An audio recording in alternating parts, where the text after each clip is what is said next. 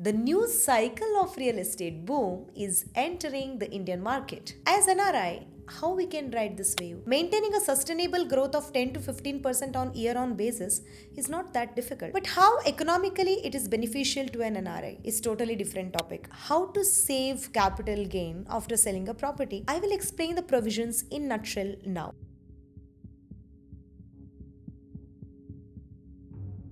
Hello everyone, welcome to Keerthi's FinFo NRI community. I am CS Keerthana. I live in Dubai and run the consultancy, a firm which is specialized in NRI services.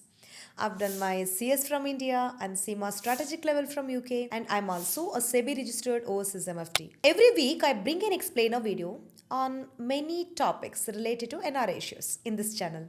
If you are looking for finance, tax, FEMA and investment topics related to NRIs, please subscribe my channel. In today's video, I am going to discuss an important topic which has been requested by many NRIs around the world, that is real estate investing for NRIs in India. From 2014 till 2021, real estate in India had grown at the rate of inflation. Demonetization, COVID, oversupply of residential units were the main reason of this slowdown. It looks like the things have started to change now, and the new cycle of real estate boom is entering the Indian market. As NRI, how we can ride this wave? What are the regulatory compliance and tax compliances especially you need to keep in mind? I will discuss these things in this video in detail. So stay tuned till the end.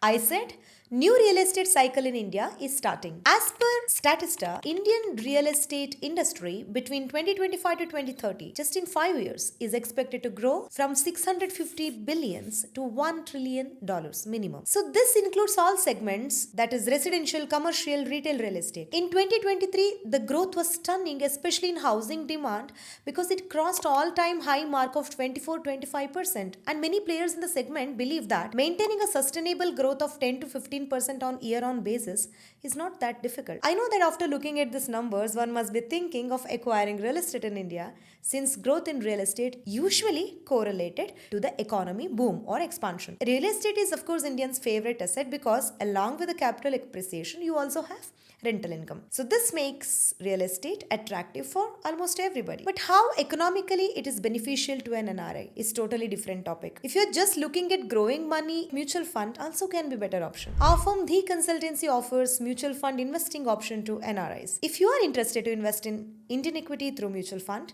then you can book your free 20 minutes consultation with me. Purely from investment perspective, mutual funds in long term has many strategic advantage over real estate, and I can make a separate video on this topic. If you need that video, please write yes in the comment section. Having said that, every individual needs to purchase real estate because we need at least a house to live, right? So when you're purchasing real estate, why, where, when becomes important questions and decides the course of that investment. But you need to know one thing clearly. If you are investing as an RI in real estate properties, then compliance requirement is different when compared to others, that is resident Indians. So knowing this compliance landscape can help you to maximize the return in real estate, and also staying compliant with the laws applicable always removes the headache, because once you know what you can purchase and what is prohibited, how can you repatriate, what are the reporting mechanisms, it is easy for you to plan the investment. Even knowing the tax structure, it helps you to plan the overall cost of owning an asset, that is real estate, because there is GST on the lease of commercial property, under construction properties, stamp duty is levied by the state government, even the registration charges, income tax is levied on the rental income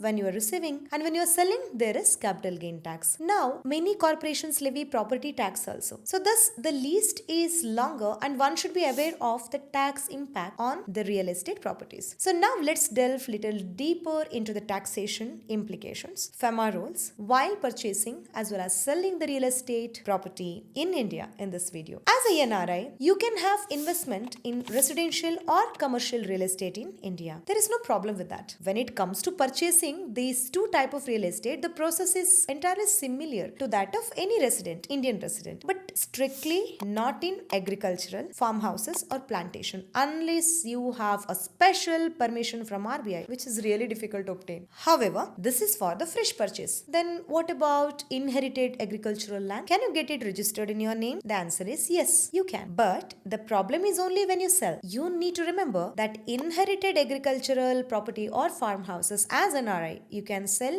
only to Indian residents, not to any other. So now the most important part, that is taxation for NRIs in real estate in India. First, look into the real estate rental income.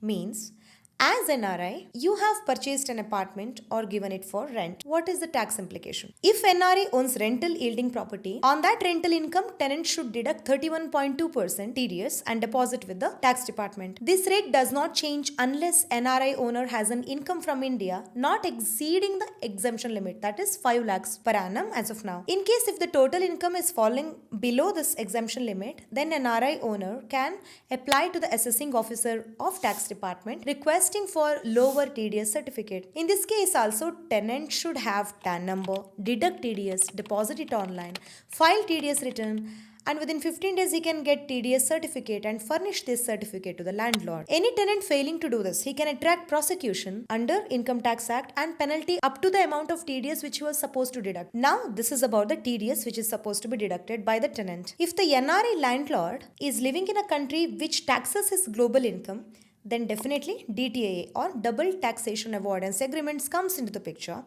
and he will get relief in various forms. It may be as a tax credit or exemption or lower tax rate. And for this, one has to submit all the necessary documents such as tax residence certificate, etc. to avail the benefit. Now, while selling the property, there are two important taxation aspects one should remember, that is TDS and capital gain tax rate. Selling can be very lucrative, but it has tax element too in it. While selling, it is important to categorize the gain as short or long-term capital gain as per the holding period. If a property is held and sold within 2 years, then it is short-term, and if it is exceeding 2 years, it qualifies to be long-term capital gain. For long-term capital gain, there is a good news, that is indexation benefit. That means Income Tax Department publishes a cost index number which represents inflated value, means which increases the cost of acquisition of the asset, reduces the notional profit. So your tax liability is also reduced. And for the oldest property, means if you have bought it before 2000,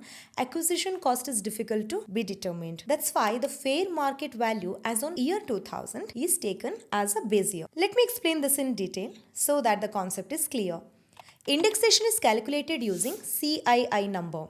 It is issued by CBDT, Central Board of Direct Tax, and it represents usually 70 to 80% of CPI or consumer price inflation. So if in any year you had high inflation, that means CII would be higher. If it was low, CII would be lower. The formula is CII of the year of sale divided by CII of base year into the cost of acquisition, original cost of acquisition of the property. This is the table of CII. If Ram had bought a property for, let's assume 1 lakh rupees in 2015 to 16, and he's selling it in the financial year 2023-2024. So it is 348 divided by 254, which is 1.37. That means the cost of acquisition is increased by 1.37 times. So the cost of acquisition is 1,37,000, not 1 lakh rupees. So his notional profit is reduced and tax liability is reduced because long-term capital gain is nothing but the sale value of an asset minus indexed cost of acquisition, calculated as per this method. Now this is about the long-term capital gain. What about the short-term capital gain? It is brought under income and taxed at applicable income tax slab rate. For example, if you are in 10%, then it is 10%. If you are in 30% slab, then as per your income, it is going to be taxed at 30%. There is no indexation benefit for short-term capital gain. The calculation is little complex since the rate of surcharge also depends on the income determined. For example, if the total taxable income is exceeding 1 crore, that means the surcharge is 15% plus applicable cess. The tax aspect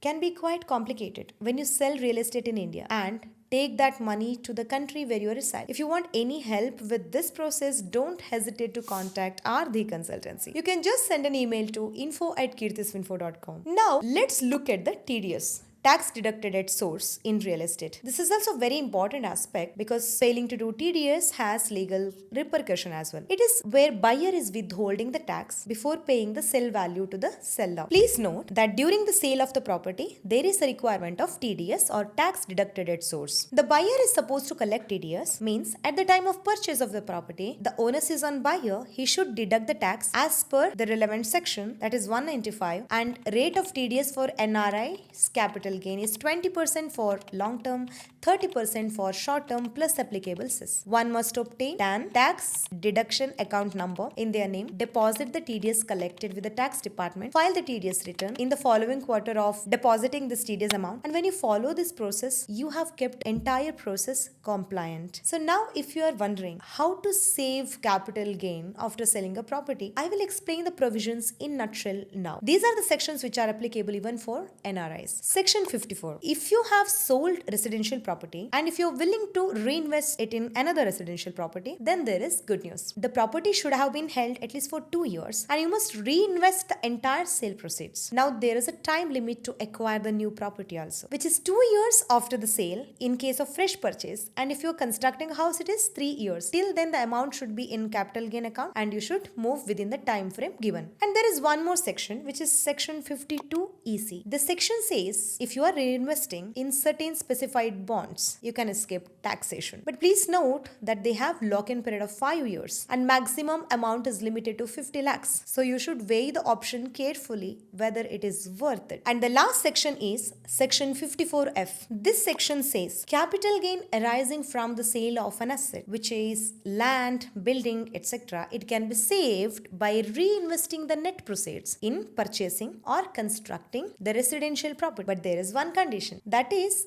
taxpayer should not own more than one residential house other than the new property. So it is 1+1 scheme and he must hold the new property for at least 3 years, otherwise the tax exemption given can be revoked. I hope you have learned something new. So these are the sections governing the tax liability when you are selling property. I know it is not so easy to understand, but I also believe that you have learned something new today. If you want to know more about repatriation of your money by selling the real estate property in India and the compliance process involved in it, please let me know in the comment section. I will make another detailed video about it. Till then, see you. Bye bye.